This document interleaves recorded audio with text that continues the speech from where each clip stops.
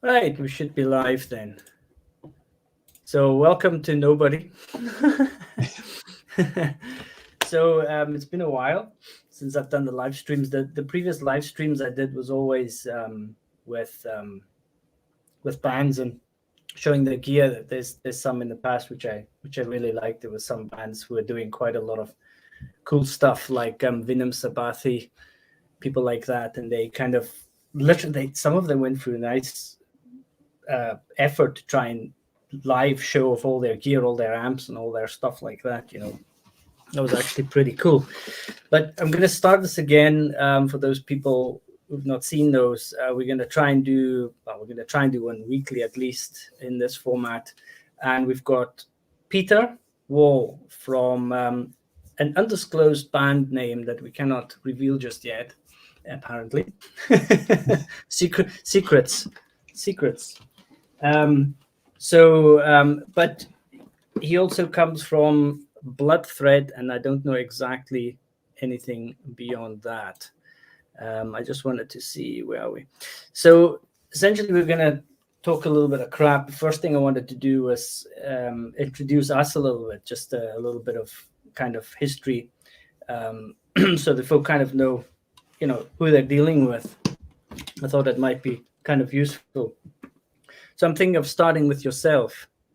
If you want to give us a bit of a history of your guitar extravaganzas. I'm left-handed for my sins. Bit of a blessing and a curse. And I've been playing in bands since I was about 16. I think I've been playing about 20 years now. Yeah, I think 20 years. So I used to play in a band from Glasgow called Blood Thread. And I've now got a new band about to come out this year at some point. We're writing and recording. So we're keeping all under wraps until we're ready to go with everything. So when you started then, was it the classical, what's the classic grunge/punk band, and then from there become metal, and from there become thrash metal? Yeah, I would have started off like playing like new metal was kind of the thing when I first got into metal. Like I was big into bands like Korn and stuff. And the first band I would have started would have been like playing stuff like, well, not so much Korn because of the 7-string thing, but that came later for me. But like Chili Peppers covers, Nirvana, that type of stuff, and just gravitated towards heavier stuff as I got better at playing, and just as my taste evolved into the heavier side of things. So there's 3 folks watching. I'm going to quickly jump into that. I just have to mute this. For the biggest app at the moment, apparently TikTok, they have to advertise quite a bit. I find that very strange. Do you know what I mean? Yeah. Why do you have to advertise if you're... I always remember in the old days, you never used to see adverts from the likes of Google or Facebook. Now you see it all the time. You think, well, why would Google be advertising on Google? Yeah. And my history is a bit different. I was like, I remember when I was an early teenager, I became completely obsessed by a red Fender Strat, right? I didn't know anything about guitar. It was our family was completely not musical. We used to have to sing Christmas songs on each Advent evening, and the fucking caterwauling that was in the room from the family members was just horrific. Like, basically what I mean is like there was no musical talent whatsoever, right? But I had this fascination. I had posters and everything, anything that had a red Strat on, and then I kind of forgot about it. And then a friend of mine bought a guitar, and he was plonking around, and I was playing around with it, and I was like, this is not so difficult, right? I mean, obviously I was just doing like basic stuff. And then I was at a 21st party, and I met this guy, and he was starting a band, and we were just talking, and he said, well, why don't you join? Now, this is a classic scenario of I literally knew 3 chords, and a week later we were jamming together. That was it, right? I literally taught myself on the go as things progressed. So, sometimes you learn faster when you jam with other people. Like my brother played as well. He played bass, and drums. So like we kind of grew up playing together a lot. Yeah. So as soon as we could play any little thing at all, we were playing together. It does actually help you get motivated and get tighter quicker. Well, I also felt really outclassed by the others. Like, they weren't amazing guitarists. They were also very simple, kind of grungy, punky ability kind of guitarists. But it was because we actually wanted to get somewhere with a band. It kind of forced me to practice all the time. So it kind of, as you say, it kind of made me actually practice, and it made me practice certain things. I still remember him showing me the dreaded bar chord. That was the end for me. It's like, is this how easy it could be? Anyway, and from a gear perspective, which was one of the things I wanted to come down, to get to, the first guitar I borrowed, then I had to give it back, and then I bought my own from a friends, and it was the most horrific piece of junk ever. The action was as high as a old broken acoustic steel string. The pots didn't work. The neck was like this, so it made like a curve. It was unplayable, and I had to play this thing for ages. And then I saved up some money, and I went straight from that, and I bought an Ibanez RG, like the entry-level RG. I guess nowadays it would have been a Geo kind of thing. I had one of them. Entry-level RG with a Floyd Rose, and it was perfect. It was perfect. I still don't know to this day why I sold it at some point. It had exactly the right frets I want now. Scaling, everything was ideal. Pedals, what did I have? I had a Rocktech distortion, phaser, and I had one other one. It wasn't a delay. I can't remember what it was. It might have been a chorus, and I played that through one of those 80-watt Laney solid states. Can't remember the name. But it was fine. It was fine. I was happy. My first, it's funny you say the red Strat, because I tried to avoid having Strats because everybody had them, and I was always trying to look for something different. So my first guitar was an Epiphone SG, but it was like Ferrari red with the full scratch plate. I've still got it actually. I still have it to this day. Like my first amp was, I can't remember the name of it. It was a crappy little 15-watt thing, but it had one channel. So it was like clean, and the more you put the gain up, the speaker just started to fart out. Yeah. In Ireland, I grew up in Ireland. I only moved to Scotland when I was like 2008. Every guitar player's rite of passage in Ireland at the time was the Zoom 707 multi-effects. Everybody had one of them. That's one up from the 505. I had two of them because my first one died like really quick. So I just replaced it. But then I got upgraded to a Boss ME50, the bluey green one. I had one of them after that. That was actually pretty good. The distortions weren't great, and the wah was pretty bad. But it worked like a stomp. It was like having 3 stomp boxes. So it was kind of good like that. But I had that for a few years. But isn't the wasn't that already the Cosm, the first digital? Yes, yeah, it was one of them. Because I thought, well, it's like I guess we'll get to these things at some point over these things, but there are actually some things inside of these things that are good. Like I think the MB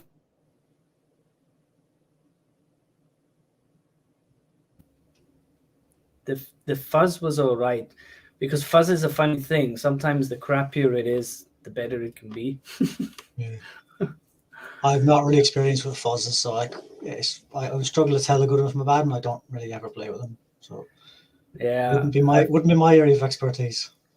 Well, I only started getting into fuzz in the last 3 years when I started listening to Doom and stuff. I didn't even realize that certain things were done with fuzzes, like a lot of the Pink Floyd stuff and so on. I didn't even know that these were fuzz pedals until I actually started looking into it a bit. Yeah. But yeah, it's interesting. One of the examples is this Zoom GX1 on thing that I still have since it came out. Now, I've never liked, because it's got capsims and amps and everything in it, but that part of it is absolutely atrocious. It's unusable. But all the other features are fine. Like if you use its delay or any kind of modular filter, anything like that is absolutely fine. It's just the distortion, anything that kind of distorts the sound, amps, anything like that. It just sounds horrible, except the fuzz and the super distortion is actually fairly usable. But again, it's like something that you've got to put it into a loud amp before it starts sounding good. If you put it into a kind of smaller amp, it's got that thing that nobody likes, that kind of weirdness. But the moment that you actually crank it up, it's as if the loudness, some of these crappy frequencies get masked by the loudness or something. I don't know what it is, but they do work. They have these odd little things which are actually really nice and useful, but overall they're not actually that useful.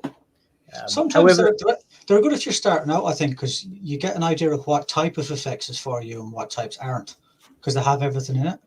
So I think in that sense they can be good. Well, I've touched on the subject in some of the videos I've done before. That exact same thing is like one of the reasons I made the video, the anti-Behringer pedal video, is because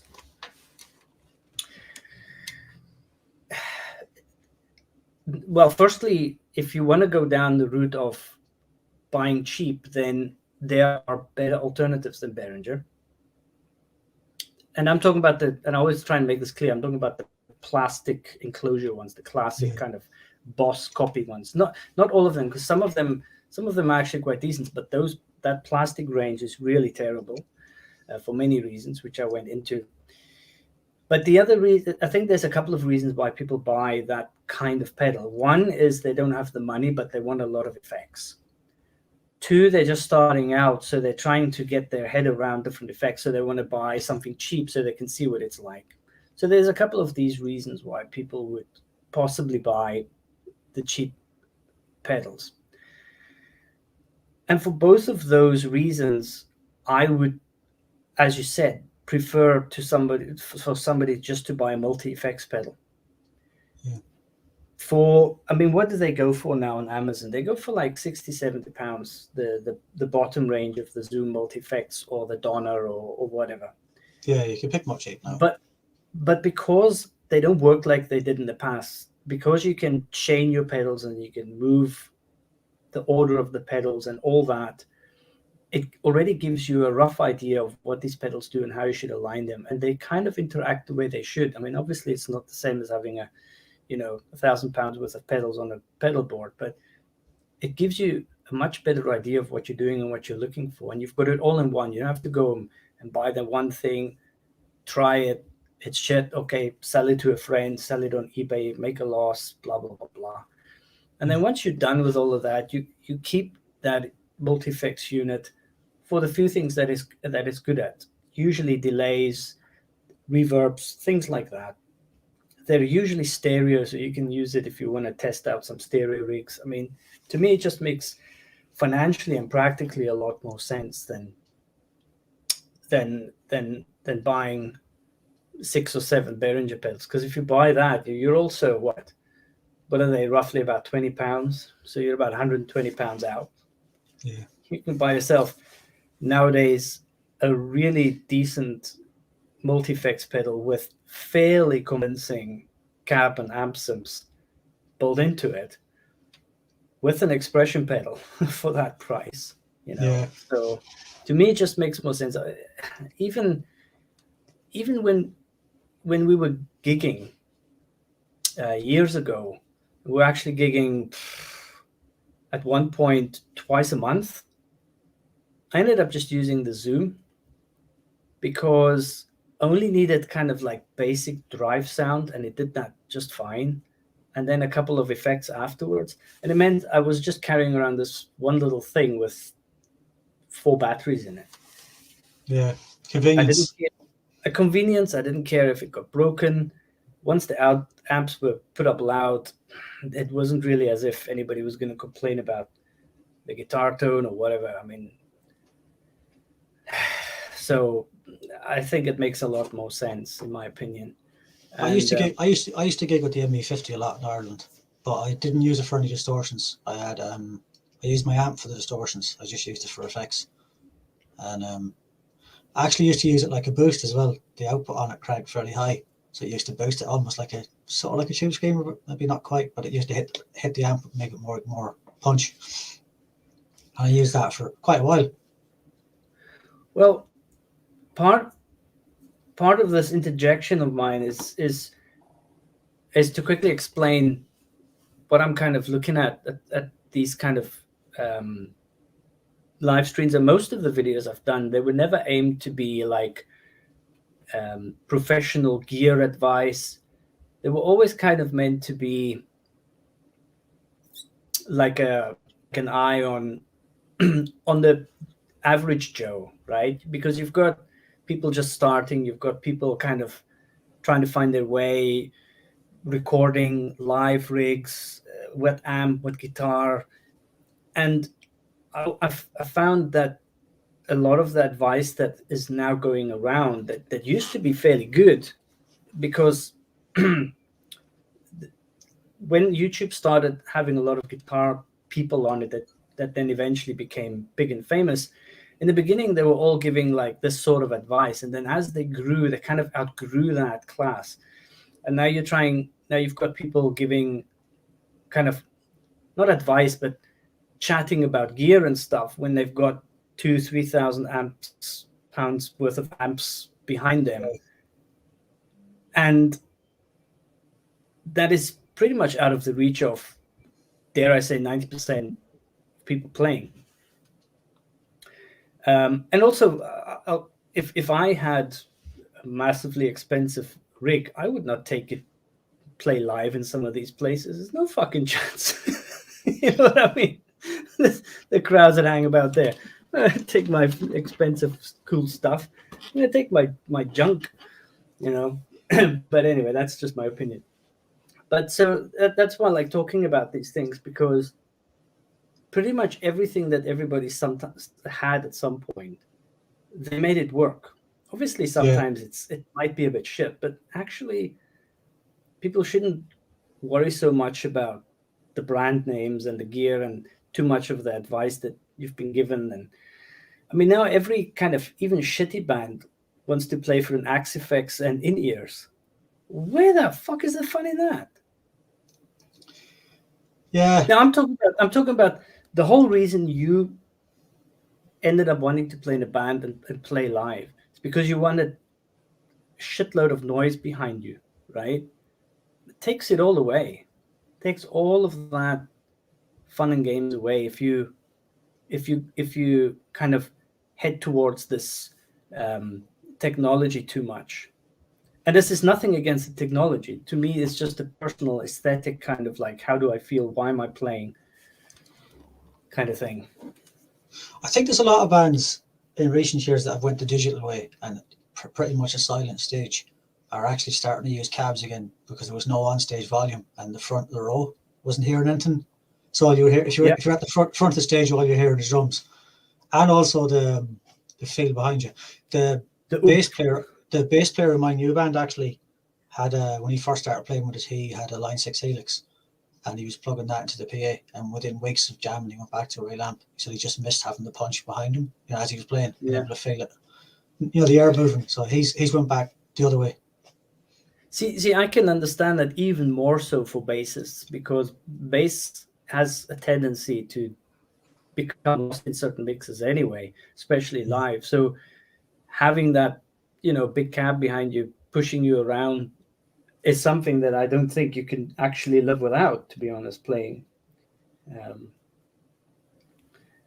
There was a years ago, there was a friend of mine asked me to fill in to play bass. And they had like a punk band going. And it was the easiest gig ever. It was so much fun because you just pitched up, you just did what they told you to do, and you went home. And I literally only had my bass. I just plugged the bass into whatever amp was at the place, and that was it. But the closer you stand to the amp, the better, basically. And this is the kind of thing I don't understand where this is going to go if they take it too far.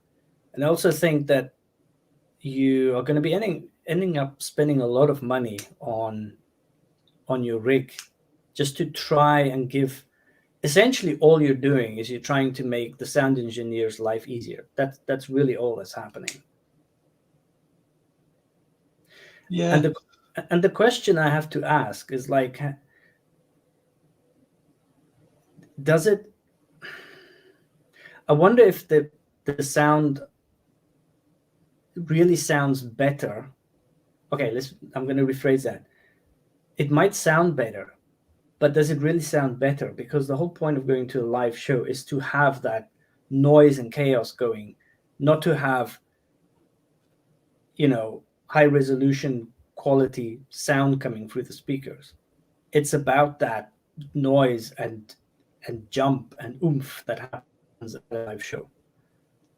So when you take out and you make the sound too clinical and too good, does it not maybe take away from the whole, especially kind of small venue live experience?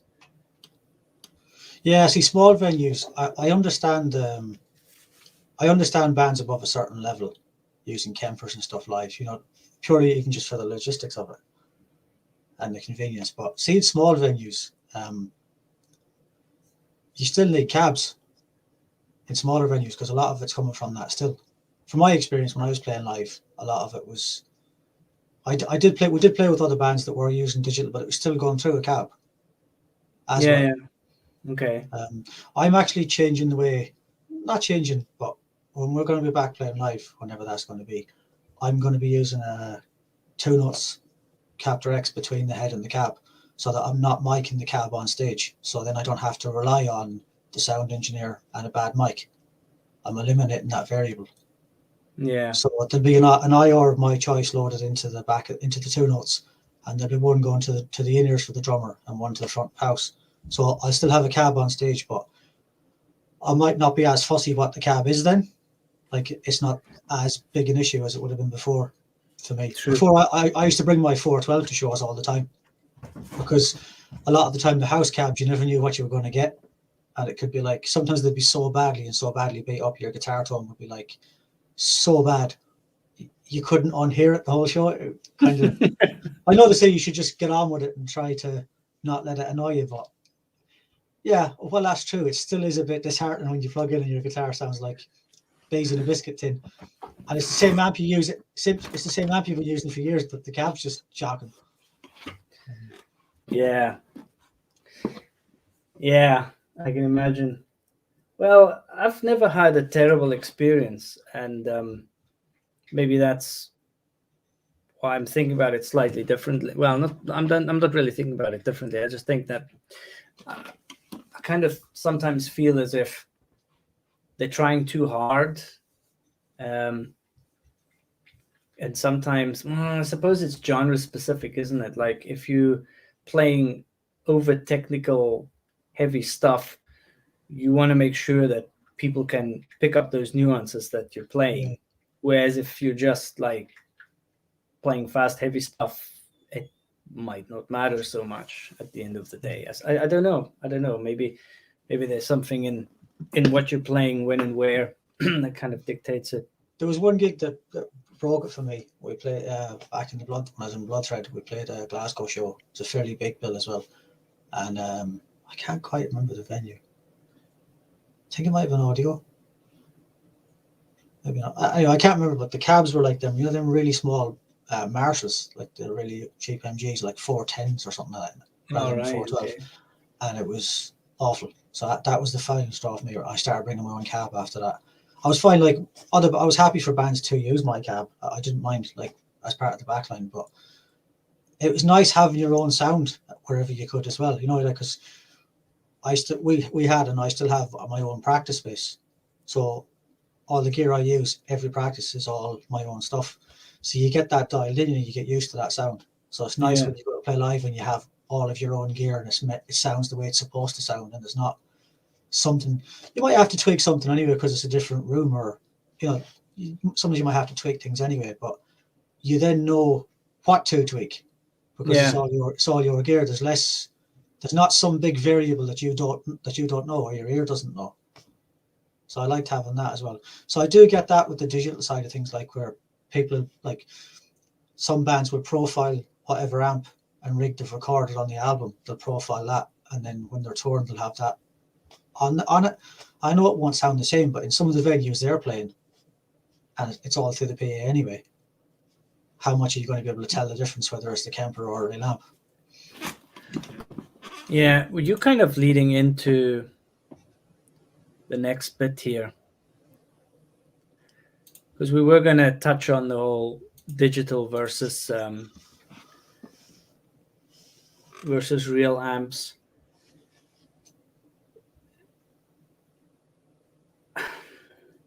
I'm the last one who should complain about technology, because I actually like technology. I like especially the ones that make your life easier and that improve things. Like, for example,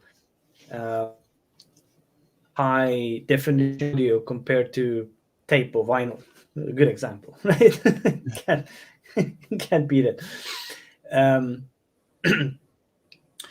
I think there's a couple of arguments from my side, and that is, one is that firstly, nearly every digital product mimics the thing that actually exists. Yes. In the world already. So it's not something that's, it's like when people say, oh, you're bringing in this new feature into the music industry. You're not. You're just bringing in another thing that sounds like something that already exists. There's been hardly, well, there's not been anything really that actually is new in the sense of tone or sound or anything like that. The other thing that I've realized over the last 3 years is that it's not just the fact that, see, people go on about this tone thing and amps and what amps and pedals and cabs and speakers and all these things that make a difference. I think that the reason so much boring tone is out there right now is because nobody ever speaks or thinks about the one factor that they all leave out, which is the amps are never running at a proper load. The amps are never really loud anymore. And if I'm an amp designer, I can't see myself being an amp designer and not designing my amp to sound at its best at a good live volume. I'm not talking about over scream and fucking blaring. I'm talking about a good, nice, solid, loud volume. So when people have their rigs and they go to shows and it's becoming more and more, they want people to be more and more quiet on on stage. You play your amps at home.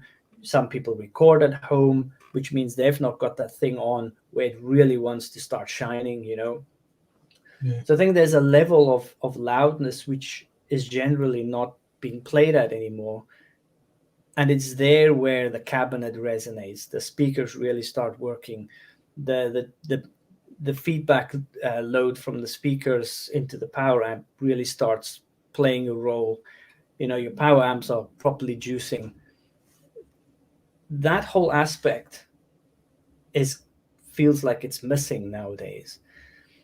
And I can't imagine that can be recreated digitally. You can recreate digitally the whole feedback load, you can recreate all of that, but you can't recreate that poor speaker box struggling, the cone shaking so much that it's starting to create additional harmonics and all this kind of fancy juicy stuff. I can't imagine. I think that's the missing part in the digital world. Like, you can do everything else really well, but there's this last piece that it most likely can't, get to. That like the feel, the way it responds to your playing. Yeah, that too. That obviously is the second part of what I'm trying to explain. I'm talking about only a microphone can record all the physical things that are starting to happen to an amp cab when it's really turned up. If you do Kemper profiles or you do IRs, I wonder how much of that translates. And then here's another thing. If you're doing IRs, like when I did mine, I tried to get the amps as loud as they could. But I wonder how many people who are sitting there doing IRs in their living rooms or in their homes or in their home studios really do the IRs with the amps properly cranked. I think that's what I'm getting at. So I think that's that last piece from an audio perspective that is missing on the digital domain. Obviously, there's the whole kind of interaction between you and the amp playing it. I suppose that goes without saying, but if I have any of my amp simulations and capsims or Amplitube or anything running with a half decent laptop computer, you can set the lag, what's it called, the latency so low that you really don't realize it anymore. You feel like you're playing. There's no latency, so you don't have that kind of weird pick weight tone tone kind of thing happening anymore. I mean, that used to be the case, but it's not anymore. But obviously, sitting in front of an amp is quite different from sitting in front of some monitor speakers and hearing yourself play. Like I don't use my amps in the house anymore. I haven't for quite a few years, so I started using plugins just for the convenience. But like, I run into a DI before the interface as well, so that I can, if I wanted to maybe reamp afterwards, I could. Yeah. But there definitely is a feel difference. That's the biggest thing for me. I do notice that. Like when I'm in with the band in the actual studio cranking the amp, like there is a massive difference in the feel, and it does feel more instant. Even like it does feel like it's there straight away. But yeah, when I'm playing at home, I don't feel like there's a latency issue. But when I go in the studio and play through the real amp, it does feel just a bit more instant. Yeah, I suppose that it comes back to the thing that when you don't play guitar, you play a set of instruments. When you play guitar, you play pedals, you play amp, you play a speaker. It's a whole. That whole thing becomes one instrument. Yeah. I think that one of the reasons nearly every time I've recorded anything, the last pedal in the chain is a stereo out. So one goes into the amp and the other one goes into the interface. That means that when I'm recording, everything that I do and audition is actually done through the amp. That's my reference point. Yeah. And then the other signal just goes into the amp sim to do the basic. If I'm using a pedal or not, or if I want to use a pedal or not, or want to do everything on the VST, I kind of can't play without the amp anymore. So I always have the amp on, even if it's just low sometimes, just so that I've got the amp that I'm playing through. So, but it also means that I don't have to use headphones because I don't have to worry about monitor bleeding into the mic or anything like that. Yeah. Because, I'm recording a DI track. There's no latency with the auditioning because you don't have to do any kind of round trip through the VST or anything like that, because you're listening to your amp. Your drums are through the monitors. You listen to the amp there, and it feels better. It feels like you're doing a better job than as if you, like, let's say when you're recording and you put your headphones on and you plug into Reaper and you do it that way.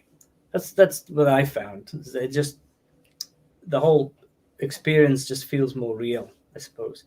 It could just be psychological. You never know. Yeah, I mean, I'm not used to the plugins now. They don't bother me at all. Like I can track with that. Doesn't really. Like, it depends on the style of music too. Like if you're wanting that more loose kind of thing, maybe that might be a thing. Whereas the style I play is maybe a bit heavier and a bit more on it. I don't know. It's just a personal thing a lot of the time, isn't it? Like I don't feel like I'm like, when we're going to be recording, I'm going to be doing the guitars myself and sending them away to get mixed.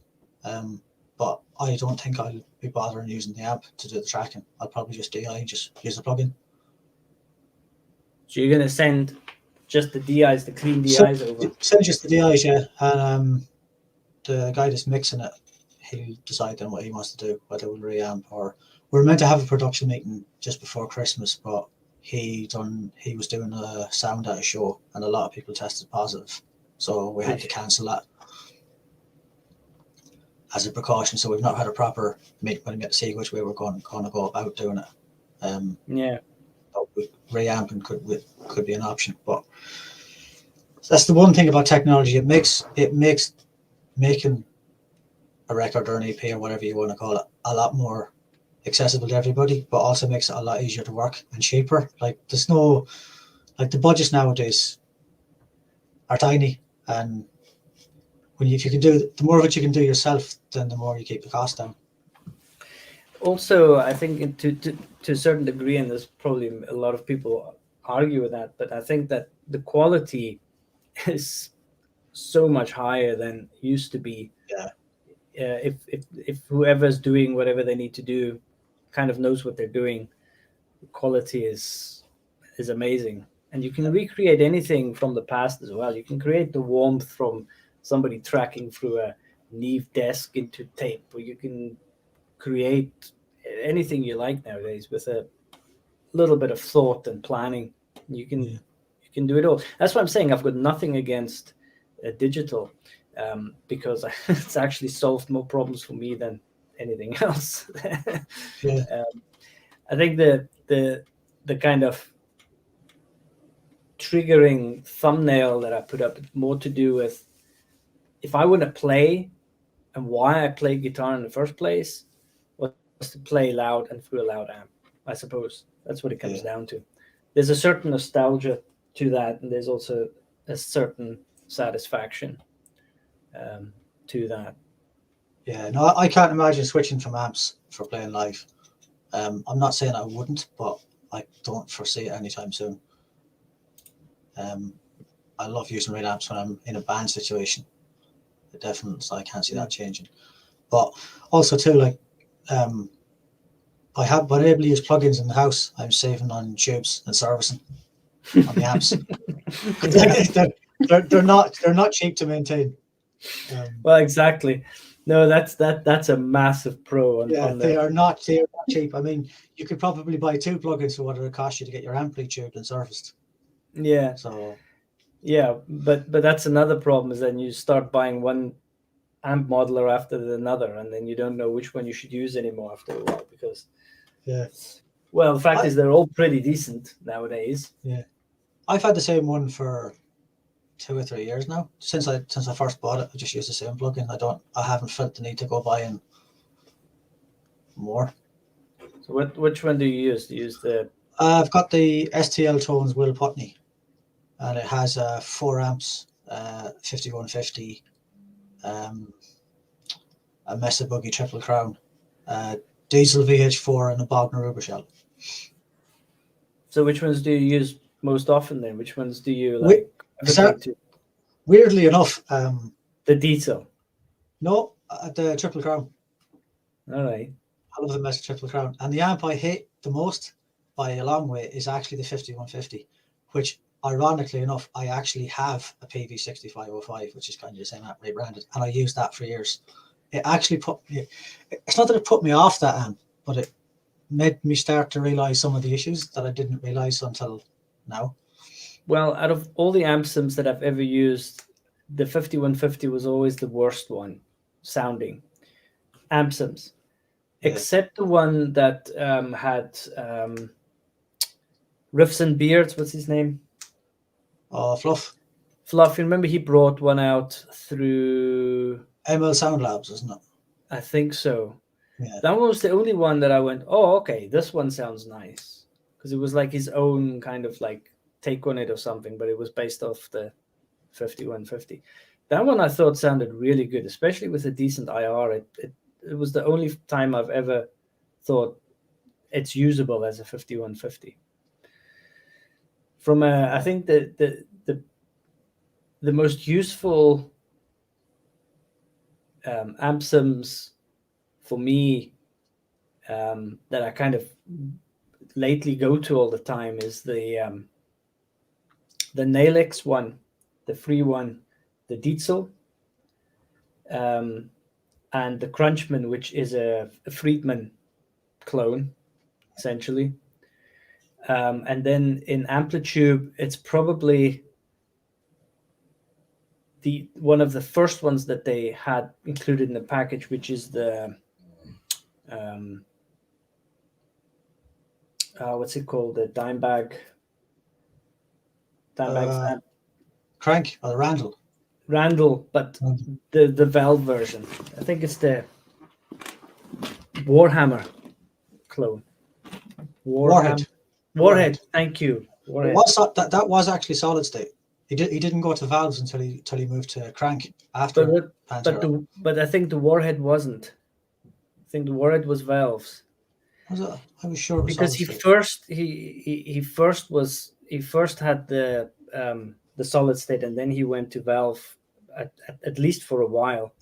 But that's not his signature amp, as far as I understand, the one that they put in there. And it's like I think what Amplitube did was that some of their stuff was licensed properly and was properly kind of like a working with the amp manufacturers. And then some of them they kind of recreated on their own, or at least attempted to get into that sound. That one is very useful. The sometimes my mind just goes blank, so excuse me. The German brand, high gain. Angle. Angle, is it? Angle, yeah. The Angle is really, really versatile. And the Soldano is pretty good on that. But otherwise, I don't use. That's pretty much it. I don't mess around too much anymore either. I've got like some presets that I've made. They've even sold, for God's sake. People buy presets. Just dial in your amp, man. Yeah. The plugin I have is full of presets that Will Putney made, but it's also full of tones that from the albums that he's recorded using those amps. But I just dial in my own because it's like those tones are made for someone else, a different player than you, different guitar than you, different pickups, and so maybe a good reference point if you don't know what you're doing. But I just dial in my own. The IRs, I don't use the stock IRs. I think a lot of the plugins, if you get better IRs, it makes a massive difference. I would have, I agree with you. The only kind of like the Amplitube 5, I think, has made such a step on from Amplitube 4 and the way it sounds and the way the cab sounds are. I always felt like there was just, when you're listening to something and it sounds absolutely fine, but something is like, it's just not right. It's just not right. And I think Amplitube 5 managed to somehow do something with their cab sims, because that they sound absolutely amazing now.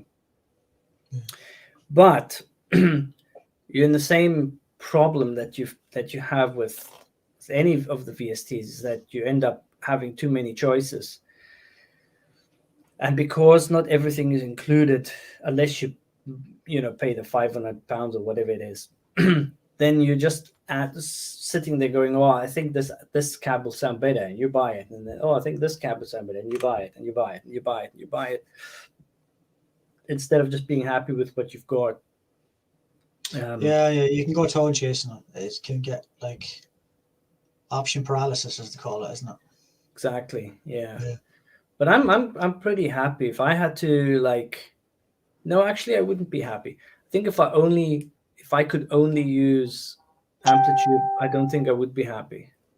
I think most of the stuff I've done is actually not with Amplitube. It's actually used the Diesel from Nailx, right, and then used either my own IRs or used Amplitube for some of their cab sims. So you switch everything off except the cab simulation. It just depends sometimes. Like, for example, if I put a pedal straight into the interface, sometimes one VST performs better than the other. Right. For example, right? Yeah. Or if you only want to use VST with even pedals and everything in the VST, then Amplitube did a half decent job. It all depends sometimes, I think. Yeah. Now, the IRs on the Putney, they're not bad. But when I started using Christian Cola's ones, the Rainbows and Chainsaws, I bought that pack from Bogren Digital, and that's what I use at the moment. It's made such a massive difference. Well, I think that he's probably one of the most reliable and believable currently on YouTube. I find the majority of the others how do I put this nicely? I don't think they actually really know from experience, practical experience in the studio, the stuff that the likes of Christian Cola knows. That's my perception. It's like he's recorded so many albums. He's used all these amps, and he knows what ones are like. He's even used recently. He's on some albums he used an orange head, but he used the power amp of the dual rectifier with the orange head. I saw that. I saw that. Crazy stuff like that. He's watching when he dials in a tone for any album, and he says the way he goes about it. If you watch his videos, he lets the amp speak to him. Like, he select a couple of amps, and then he just watching the way the guy works is quite impressive. Like, I've got a lot of time for him. When I first started seeing his face appear, I must say I kind of gravitated quite quickly towards him. Now, I'm not trying to diss other folk. It's just that it feels like he spent his majority of this time running a successful studio and making bands happy, and the others were like, this is what it feels like. I might be wrong, but others, including Glenn, for example, I think they ran a studio as a sideline, and they knew a bit of stuff, and they learned a bit of stuff, and they played with a bit of stuff, but they didn't have this daily routine of running, recording, producing, getting it done efficiently. And I think that's roughly where the difference is. The only other guy is obviously the Hewart. What's his name? What's his first name? Warren Hewart, is it? Warren Hewart, the English guy in Los Angeles or wherever he is. But the problem is with him is that he's kind of music that he tends to be involved in is so different from what I personally, for example, would be chasing. So although he's got all the knowledge under the sun, I suppose he doesn't have exactly what I'm looking for. He's more your pop and into some rock, softer rock, isn't he? Yeah. Whereas Cole is more the extreme end of things. Yeah, I love that last that hybrid amp, a pedal that they built, and he demoed that. It's got the HM2 and some sort of fuzz combo. Just for extreme disgusting dirt. Oh, is it the Grindstein? The Grindstein, that's it. You can get it in plug-in now as well. Yeah, I saw that. And that actually made me very sad, because it was like, That's the one thing, you know. Sometimes I just have this feeling like some things just shouldn't cross the divide. You know? It's just like not that. Like a JCM 800 probably should not. You should not be allowed to make an amp sim for that. It makes no sense, but it's just the kind of feeling I get. It's like there's certain things you got to leave alone. Pedestal. Yeah, exactly. Yeah. That's one of them. I mean, it was like, no, don't do that. Don't do that. Anyway, I've never played an 800. I've played the JCM 900 in the 2000s. Not a fan, but I've never tried the 800. I suppose it's what you do with it, what you dial in with it, what you want to get out of it. I never liked the. I never could get anything out of it, out of the amp sim version of it on Amplitube, for example. And then when Amplitube 5 came out, it kind of was stock. And suddenly there was like, this is starting to sound really good. You're starting to hear the things that you hear from people who do use it. What makes it sound good. And so I started playing around with it quite a bit, and I actually felt like this is a very usable amp. Not for metal, though, which is surprising, because I think that if you put the right pedal in front of it, you could get something out of it. But I'm looking more of it for a really heavy tones, but not overly tight. And if you can tame that top end a bit, you're good to go. You know, you don't want to sound like AC/DC, if you know what I mean. Yeah. And you need some more gain out of it, so you need to push it with something. But I was quite surprised actually how much I liked it in Amplitube 5, and also when you just played it, it sounded familiar. You know what I mean? Yeah. It sounded familiar. It sounded like, yeah, that's what I expected, kind of thing. Which reminds me, you should get your hands on a. I want you to try something. If you've got a friend or something has got a DS1 distortion. Yeah, the Boss. Yeah. And instead of take your Mesa, take your Boogie, and boost it with the DS1. And you take the distortion nearly all the way down, the tone roughly in the middle, and level nice and high, just like you would a tube screamer for the same purpose. And then you just dial the gain on your Boogie down a bit. And test it out live, because if you do exactly the same thing with a triple rectifier on Amplitube, it sounds so much better, so much fuller, and so much tighter than with the tube screamer. And I would like to know how that translates in real life. I know someone that used to use them use one of those with it was a Pavey amp, but it wasn't the 5150. It was the GSX Satriani one. Mm-hmm. And he used to use one of them DS1s, or the SD1, isn't it? Super Overdrive. Is that it? No, just the DS1. Oh, the distortion, right? Yeah, because you don't want too much distortion entering a high gain amp, so distortion has to be dialed back quite a bit.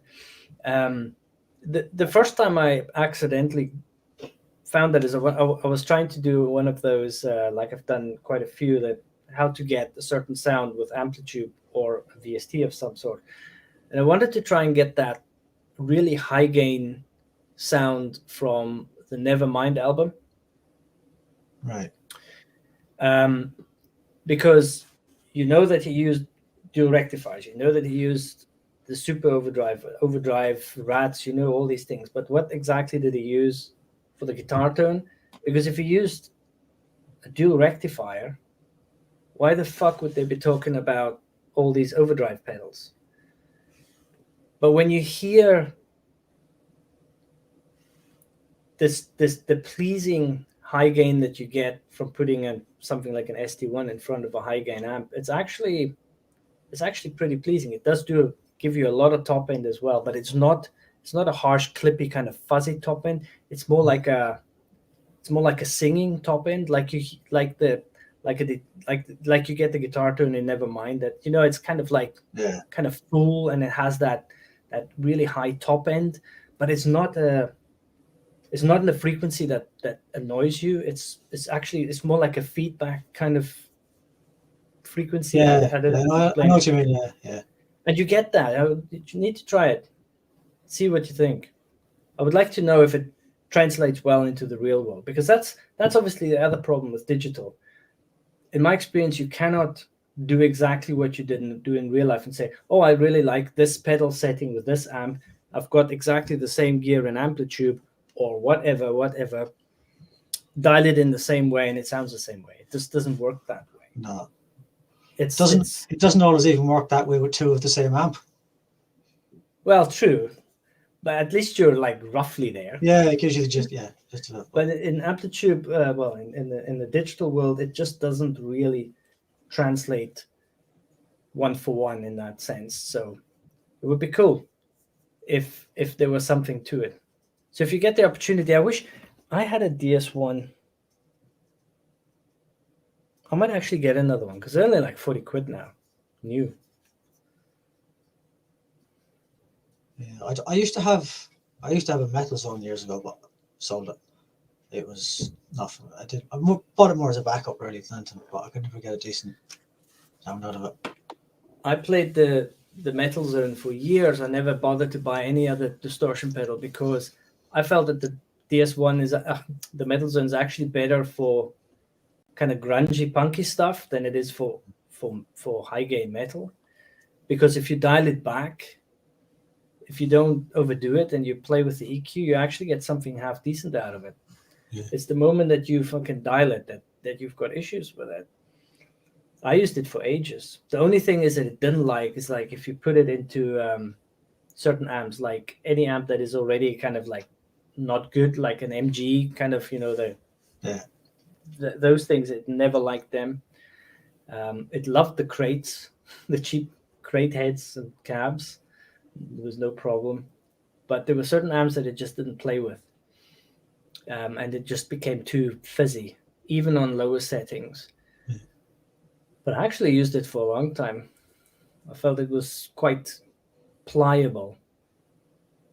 But then again, I was really used to it because I bought it by mistake. I thought it was going to do something for me, and then it didn't. And then I couldn't buy anything else for a while. And so I just had to make do with it for ages. So I got to know it a bit, man. And, once you start fiddling with something long enough, you kind of manage to get your head around it, I suppose. Yeah, some things can take a bit of time. But it was noisy no matter what you did. That was my only complaint. No matter what you did, it was always noisy. It was always noisy. Yeah. Always felt as if it was just trying to push everything and just feedback and what. But yeah. It's funny how Boss discontinued the HM2 and then replaced it with the Metal Zone. And all those years, everyone kept trying to buy HM2s. I suppose they're maybe it's a market tactic, try and create more demand, because now they have the Waza HM2s, haven't they? I'm sure they're selling lots of those. I don't know why they discontinue any of their pedals, considering that pretty much all of them sold well. Yeah. The whole idea of having a pedal that's selling and then discontinuing it just boggles my mind. Because, I mean, it's not like they were like, oh, my God, we're in trouble. We need to reduce our line. It's like, no, you're fucking doing fine. Just keep making them. You would have been selling them. They have a history of doing that, don't they? It's not like it's a cost. It's not like it's a cost thing either, because all their pedals are exactly the same enclosures. Like, so their production line isn't going to change much. Yeah, I can't imagine that a well-oiled Japanese manufacturer doesn't have their costs down, man. Yeah, no, I can't imagine it being a cost thing. I was surprised when that pedal show did that announcement about the DS1 that they sold, what was it, 1.5 million DS1s. Wow. But I'm like thinking about it. I think that actually overall it seems like a low figure if you think about it, because DS1 came out in, what is it, 78 or something, 77 or 78. We're now in 2020. That's a lot of years. Yeah. I thought it would be much higher than that. If you think about such a especially if you think about probably every asshole had a DS1 since it came out until at least the 90s. Everyone would have had one. Anyone that played guitar and wanted distortion would have had one. They would have had the Overdrive, the OD1, or the DS1. You know, it actually feels quite low. Because, I mean, there's like 8 billion people nearly on this earth. How many millions must be playing guitar? It just feels like actually not that much, considering 30 years of sales in a hyper-saturated market, which they basically rule. Yeah, it's funny that actually. It's funny how you hear things that doesn't make sense. Like I remember reading a few years ago that Gibson's biggest selling guitar of all time is actually the SG Standard and not the Les Paul. It's the reason why it's the only guitar they've never discontinued. But when you think about it, it kind of starts to make sense when you look at the price of it. Yeah, but there's another factor why. You buy an SG, the neck breaks off. You got to buy another one, the neck breaks off. You buy another one, the neck breaks off. Maybe that's why they sold so many. You never know, right? That happens with Les Pauls as well, isn't it? Snap the headstock. True. The whole headstock going bye-bye. Wow. Yeah. No, I'm kidding, man. I don't know. I think that the SG is now my favorite guitar. I think the only thing I don't like about the SG, well, but I think time has solved that. And ESP or LTD, when that, you know, that their version of it. The Viper. Oh, the Viper, man. Beautiful. But if I look at this SG that I've Frankensteined here, right? This is absolutely beautiful now, right? And everything about the SG to me is a little bit more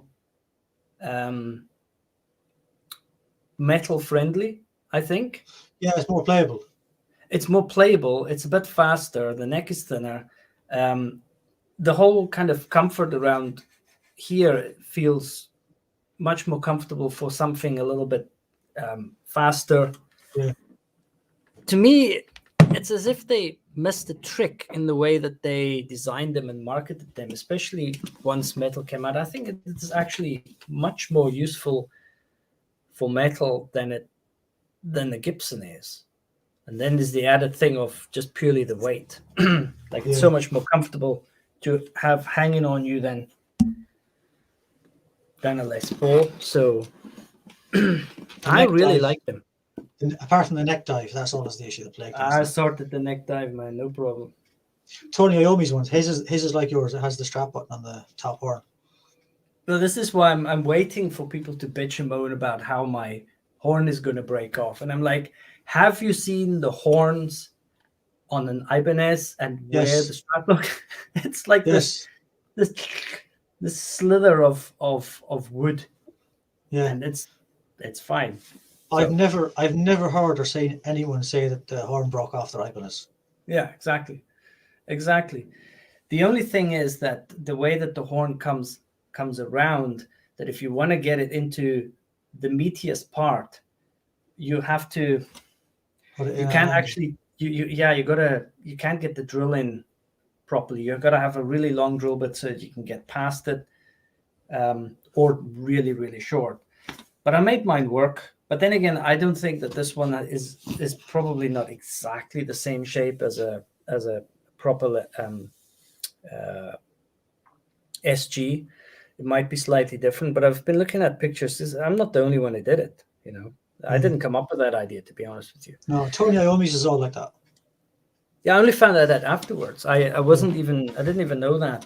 And I mean, if somebody like that, well, to be fair, one of the reasonings was that if I had a 1,500 pound SG, would I do that? I probably would, because to me, comfort of playing the thing is more important than anything else. Yeah. Tony Iommi might have a different reason why he would do that, because he's got enough money to buy another one in case it is a balls up. You know what I mean? Yeah. Just, oh, fuck it then. I'll just get another one. But then you look at some of the ones he's playing. He's been playing some of them for 30 or 40 years, and it's still there. Yeah. No, I've got no concern it'll break. I mean, you just use a longer screw. It goes nice and deep into the wood. You're probably fine. My Solar has really pointy horns like an Ibanez, but the strap button's on the back, not right into the point. Yeah. It's a bit weird when you're sitting down. It's a bit awkward because it sticks on you. I don't like that. Well, this one here, I'm trying to remember where this one was, because you got two places they put them. They put them in here. Some of them. This one was here actually. It wasn't. Right. My Epiphone, it's on the neck plate where one of the screws are.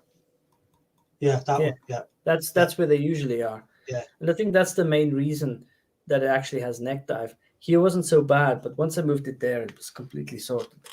Some people just say, "Oh, get a really thick kind of leather strap. It kind of gives some friction, and it holds it better." But you would still have that feeling of something pulling here, rather than just hanging without any any issues. So I don't know. Anyway, where are we? 1 hour 6. That's not bad. No. I'm just checking. Did we miss anything? I don't think so.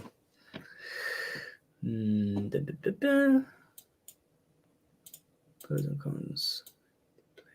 No, we're done. We've covered everything we wanted to do. People have tuned in expecting us to argue one digital, one app.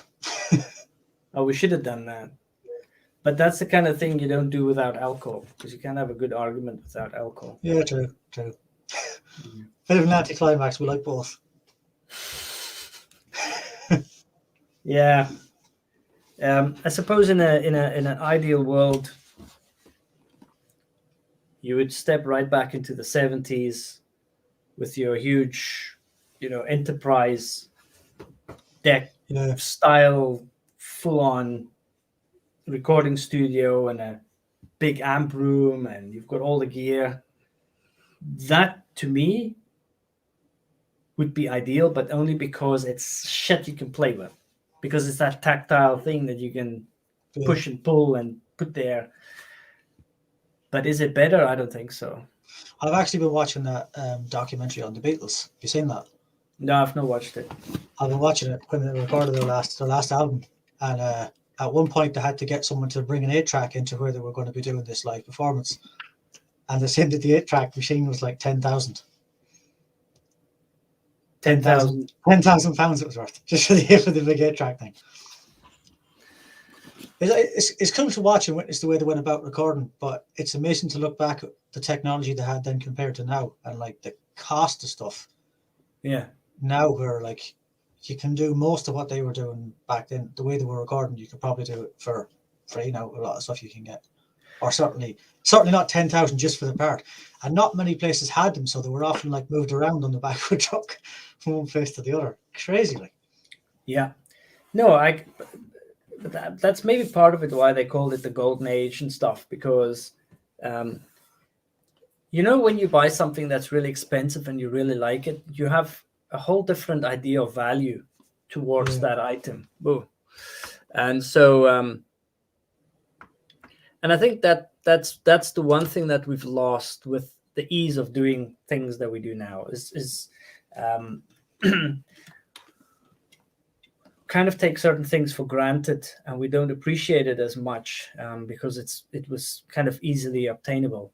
Kind of like the whole Amazon thing. It's like, it's just too easy now to do certain things. I wouldn't want to go back the other way. No, not for sure not. But I always think that there's a similarity between what happened in music recording and music gear, guitar gear, being able to do everything on a laptop and being able to do it very well on a laptop, to when digital cameras actually became really useful. Like when the sensors became big enough to take photos that were actually commercially applicable. And you suddenly had every Tom, Dick, and Harry buying a DSLR and becoming a photographer. Everybody was suddenly a photographer, right? And people were really complaining about this. Oh, now everybody's a photographer, and this is going to destroy the professionals that have really crafted and honed in their skills over years and years. And now somebody's going to come along, buy a 1,500-pound digital camera, and he can take the same pictures. The truth is that he can't. He doesn't have the same training. He doesn't have the same eye. He doesn't have the same talent. He doesn't have the same flair than the professional or the guy that's really interested in his craft. Yeah, he can get to that point much easier. The technology and his tools are now available at a cost that most people can't afford. But actually, the creative and the intellectual side of being able to produce that is still not with everyone. The tools are available, but actually the skills and everything else that you need to make it work for you. The cream always rises to the top, doesn't it? It does, yeah. And in a way, I kind of, for the photographers, I'm in a slightly different camp. But when it comes to the whole recording industry, and the fact that these gatekeepers are now crumbling, I think is a good thing. I think it's an amazing thing that every asshole can sit in his living room and make an album. I think it's absolutely brilliant. Now, obviously, 99.99999% not going to do anything, make anything with it, right? But I don't care. It means that somebody can sit and do something creative, and he needs to let something out. He can do it. You know what I mean? It's like, and within that, you will find those people that just have it, that just have that ear, that talent, that flair, and bring out something good. Like there's a couple of because I've been too much into the kind of doom stuff the last few years. There's a couple of channels who nearly on a daily basis bring out 1 or 2 albums, independent albums that have been made, and they'll put it on their list, on their channel, right? Because they've got a lot of followers. It's a good way to get yourself out there. Now, if you think about it, every day, sometimes at least one, I would say, a day, sometimes 2, sometimes 3 albums or singles or videos or whatever this guy would post. There's a couple of these guys. And all of it is okay. Some of it is surprisingly good. But nearly all of them, all of the bands that are on there, there's a couple of things about them. Number one, you could hear that they put effort into what they did. The writing, the recording, it might not be your taste, or some might be shitty, or some singer might be a little bit off key, but overall, they made an effort. The artwork is always done well, so they always made an effort with the artwork. So there's always a nice, complete package. That would not have been possible 20 years ago, 25 years ago. And obviously, none of them are ever going to make a career out of it or make a living out of it. But I don't think that's really that important. I think what's important is that the stuff exists. Yeah. That somebody created something out of nothing. And you can listen days on end without having to listen to the same thing twice nowadays. Yeah. Yeah, there's something for everybody now. It's all accessible. Yeah. Like you can, and there's some, you could argue, people say there's no great music anymore. Like, this is boring, that's boring. Just scratch beneath the surface a little bit. Absolutely. That statement is really short-sighted. Yeah. It's like anything else. It's like the stuff is there, but you're going to have to go and look for it. It's not going to come to you. You have to go and dig and dig and dig, and you will find stuff. There's a couple of albums that I found on there that are now on my Spotify list that I listen to regularly. Never mind, oh, that was interesting. Next, like, oh, I'll save this. I'm going to listen to this again at some point. Yeah. And no, there's more than enough out there. And because of the ability to record well now digitally, it means that the stuff is actually, you can actually listen to it. It's not like some awful recording that you used to get. Yeah. It's actually well balanced, well recorded, well mixed, and clear. So yeah, it's nothing like it used to be. Nothing. Yeah. If you don't move at the times, you get left behind. There's no point sitting around bitching about how it used to be and how it should be gone back that way, because nothing's going to change. It's progressing. So you need to learn how to make it work for you rather than complaining about it. Yeah, completely. Yeah, I agree completely. And I also feel like if you if you're really stuck in some sort of nostalgic realm, you can still make that happen. Yeah. There's one or two studios in Glasgow who are just analog. If you really want to go that way, go there, right? Yeah. Or you can really use your digital DAW with the right plugins and recreate that sound if you want. It's not that far away, you know. Yeah. It's just a tool. It's just a tool at the end of the day. Yeah. So anyway, what have we got? 1 hour 16. That's not bad. That's quite good. That's not bad. I don't think we talk too much shite either. No, not enough alcohol. I know, right? I told the kids they need to like switch their shit off. I don't want to hear it because my boy's right upstairs and he plays games and he gets overexcited and all you hear is wah, banging and screaming and swearing because he's losing. And so I was like, not tonight, boy, not tonight. Anyway, man, it was good. Yeah. So what have we got for next time? Oh, we're gonna talk shit about other YouTubers. That's what we're gonna do. That'll be fun. No, we're not gonna talk shit. We won't talk shit. We won't make any enemies, not just yet. Anyway, right, Peter. Thanks a lot, man. All right. Thanks for having me on. Yeah. No. We're gonna have to do this. I already talked to Grant today. He's up for it. All right. Yeah, we need to put about 5 hours aside for that.